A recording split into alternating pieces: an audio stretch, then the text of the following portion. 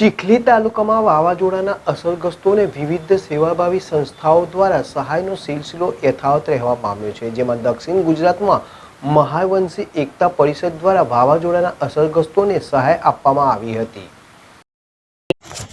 દક્ષિણ ગુજરાત મહાવંશી એકતા પરિષદ દ્વારા વાવાઝોડાની કુદરતી આફતમાં અસરગ્રસ્તોને સહાય આપવા માટે ચીખલી તાલુકામાં સર્વે કરી સહાય આપવામાં આવી હતી, જેમાં ચીખલી તાલુકાના તલાવચોરા, બામણવેલ, ખૂંડ ગામમાં અસરગ્રસ્તોને 50 જેટલા પતરા, લોખંડની એંગલ તથા 5000 રૂપિયા જેટલી રોકડ સહાય આપવામાં આવી હતી। આ સેવાભાવી કાર્યમાં દક્ષિણ ગુજરાત મહાવંશી એકતા પરિષદના પ્રમુખ વિનયભાઈ વાડીવાલા વાપી, મેનેજિંગ ટ્રસ્ટી વનમાળી પરમાર, ઉપપ્રમુખ પ્રોફેસર દિનેશભાઈ રાઠોડ સુરત અને નવસારીના પ્રમુખ બળવંત મકવાણા, રમેશભાઈ પરમાર, અગ્રણી અરુણભાઈ રાઠોડ સહિતના લોકો જોડાયા હતા।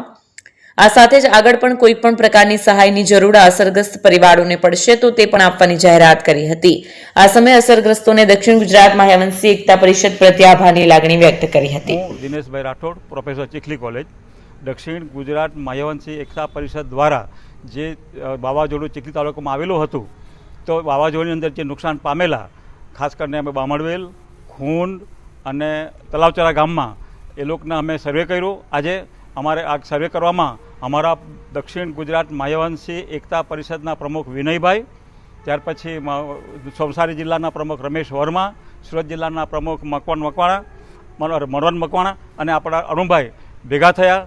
દરેક ગામમાં અમે સર્વે કર્યું સવારે, અને જરૂરિયાતમંદ હતા તેઓને પતરા, જે પતરા ઉડી ગયા તે પતરા, જેની રોકડની સહાય રોકડની અમે બામણવેલ ગામની અંદર અને બામણવેલ ગામ, ત્યાર પછી આપણે ખૂંડ ગામ અને તલાચોર ગામની અંદર અમે 50 પતરા રૂબરૂ ઘર પહોંચ કર્યા છે। તદુપરાંત જેને નાણાંની જરૂર હતી, બીજા જરૂર હતી, તે જરૂરિયાત પણ અમે 5000થી વધારે રકમ અમને આપી છે। અને ભવિષ્યમાં પણ અમારા પ્રમુખે એમ કીધું છે કે દક્ષિણ ગુજરાત મહાવંશી એકતા પરિષદ દ્વારા જરૂર જણાય ત્યારે અમે તમારા પડખે ઊભા રહીશું। અને જ્યારે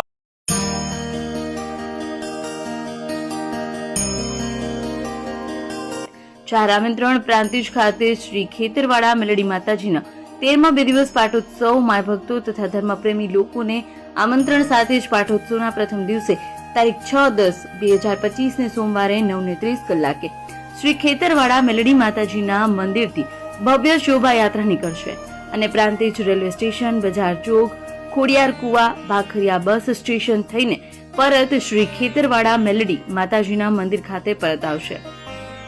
નગરયાત્રામાં પરમ પૂજ્ય મહંત શ્રી અભિપ્સા ભારતી સદગુરુ મંગલધામ આશ્રમ પિલુદ્રા પ્રાંતિજ તથા મહામંડલેશ્વર શ્રી સુનિલદાસજી મહારાજ સંયુક્ત મહામંત્રી અખિલ ભારતીય સંત સમિતિ ગુજરાત પ્રદેશ અને વારાહી શક્તિપીઠ પોગલુ મંદિરના મહંત ઉપસ્થિત રહેશે।